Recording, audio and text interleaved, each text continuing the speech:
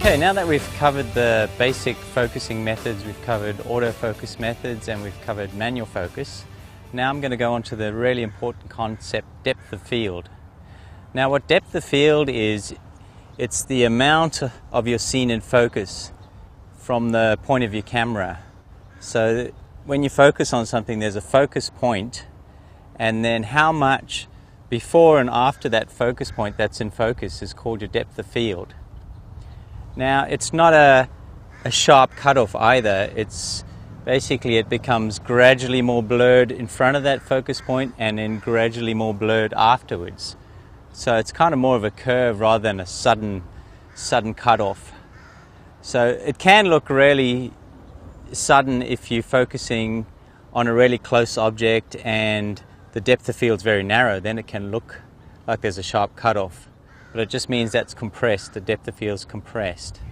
So it's really the amount of your scene that's acceptably sharp, so it looks sharp enough. But as you get to the edges of the ranges, it actually does become blurred. Now, there's three main things that affect depth of field, and it's aperture, it's the distance to the actual object, the focus point.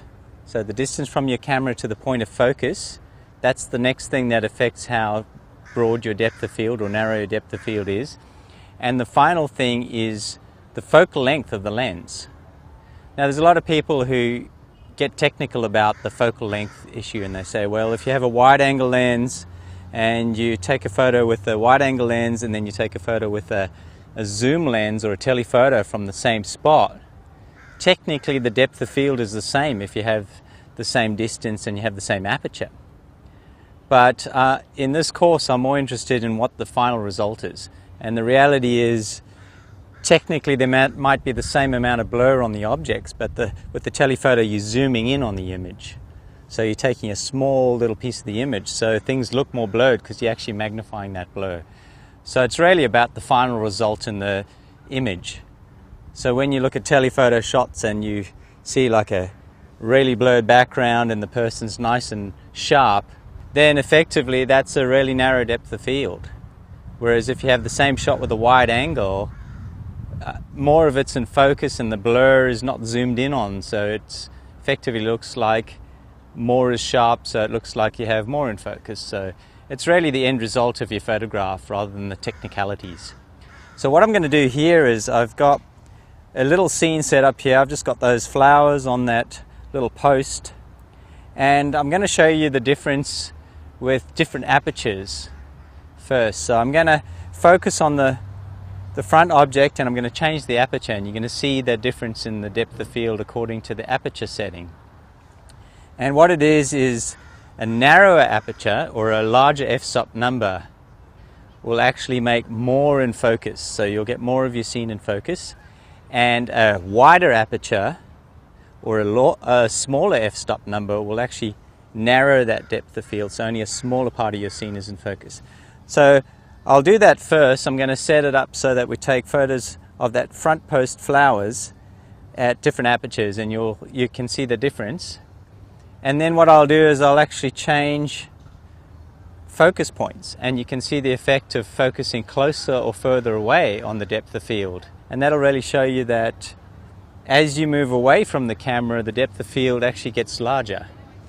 And it gets to a point where you'll focus to a point where depth of field will go all the way to the horizon or infinity, depending on your aperture settings. And so I'll show you that first, and then I'll show you with different focal lengths to see how that actually affects depth of field. So let me get these shots here. So I'm using aperture value, so AV mode, so that we can just immediately change the aperture and not worry about the shutter speed. It'll automatically change the shutter speed for us. And I'm using a focus, I'm basically using my focus points to lock on that flower.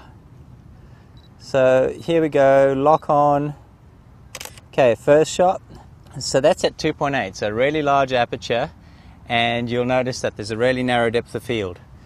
So I'm using a wide setting here. So we're going to start on focal length of 24 millimeters. And then I'll show you after how zooming in makes the difference.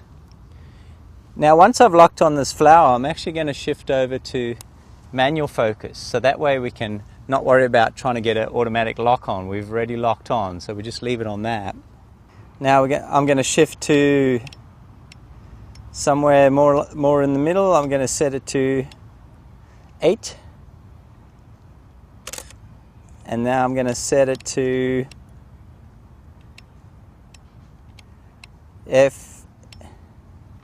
F16, and then finally F22.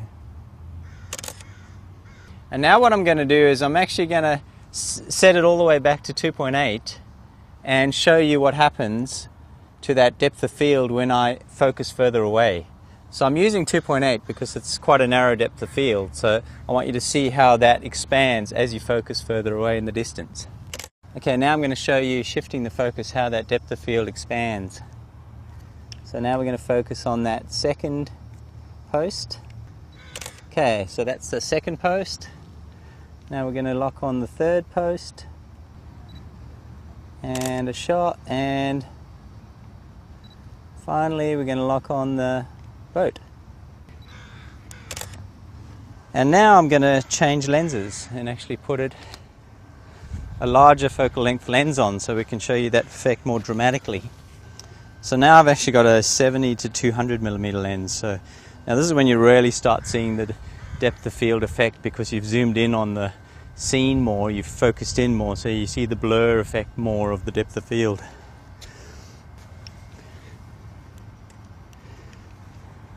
Okay, so we've got a larger focal length lens on here now. I'm going to set it to 100 first to show you the effect. So now we're seeing a little bit of blur with that in the front of that pillar now that we've set it to 100, and the flowers are sharp, but just the front of the pillar we're noticing the blurring effect more. Now when I zoom it all the way in to 200 millimeters, which is the most that this lens can go, focal length of 200, and we get the flowers sharply in focus, and now we can really see that the front of that pillar is actually totally out of focus because we've zoomed in on it, so we're actually seeing the blur effect more. And of course the background's totally blurred. So for really getting an isolated subject, the trick is to focus relatively close. So closer that you go, the narrower the depth of field. Using a longer lens or telephoto lens with a higher focal length will compress that depth of field because you're zooming in, effectively noticing that depth of field more. Not necessarily technically compressing it, but you're going to notice it more in your photograph. And then having the large aperture. So large aperture, large focal length, and closer focus. That gives you the narrowest perceived depth of field. So that's really the best way to isolate your subjects. Now I'm just going to shift over to the next column just to show you that distance effect again. First of all at 100, and there we go, shot of the next one. Then I'll take a shot of the third post, the fourth post, and finally the boat. Now I'm going to set it to 200, same thing, I'll go to the second post. I'm just focusing on the front of the post because we're so zoomed in now we can actually see a difference between the front and the back of the posts. Third post, fourth post, and finally the boat. Okay, so now you can see when I focus on the boat with the 200mm lens, you can actually see the background is actually out of focus. So now I can really show you the effect of that aperture on this. So now if I go to the other extreme, I'm just going to show you the extremes because in between will just give you sort of halfway between those values. Interestingly enough, this lens can actually do 32 rather than 22, so we're going to actually be able to narrow down that aperture even more and focus on that flower.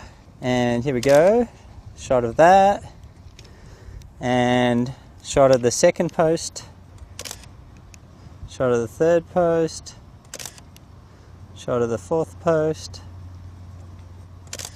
and finally shot of the boat. Okay, so from that one you can see now that we've chosen the narrowest aperture, and as we focus further away that depth of field spreads out a bit, and then finally when we focus on that boat with the narrowest aperture, you'll notice the background is a lot more, sharper, a lot more in focus. So what it is really there's a point where, a focus point that you get to, where your depth of field will stretch all the way to the horizon, and that's the broadest depth of field you can get in the shot. And that actual focus point, so when you set it to a certain aperture, the focal point that you focus on that allows it to be sharp all the way to the horizon is known as the hyperfocal distance. So that's what you use if you really want your entire scene, as much of your scene from in the foreground all the way to the horizon in focus. You pick that hyperfocal distance. And really it's a case of really putting the aperture as small as you can and not focusing too close to the camera, and it pretty much covers that region. So that should give you a good overview of depth of field and different focusing techniques. And later on in the editing videos for Gold members, I'm going to show you how you can actually selectively blur parts of your image. There's limits to how much you can sharpen. It's hard, if something's totally blurred, you really can't get it back in focus in the computer afterwards. But you can sharpen the image to some degree, which helps. Just those points that are a little bit out of focus may look a little sharper then. And also there's another technique where you can actually take photos of a scene at different focus points, the same scene, and you combine those images and you create a high depth of field image. So it's basically stacking all those images together and using the best focus points of that image. So what that does is it creates an image that's like just about everything's in focus, even though you couldn't do that when you first took the images. So just stacking that information, but I'll go into that in the more advanced editing video. So thank you for joining me in this video, and next week you'll get the flash videos where we'll give you the flash basics and talk about using flash diffusers. Okay, see you then.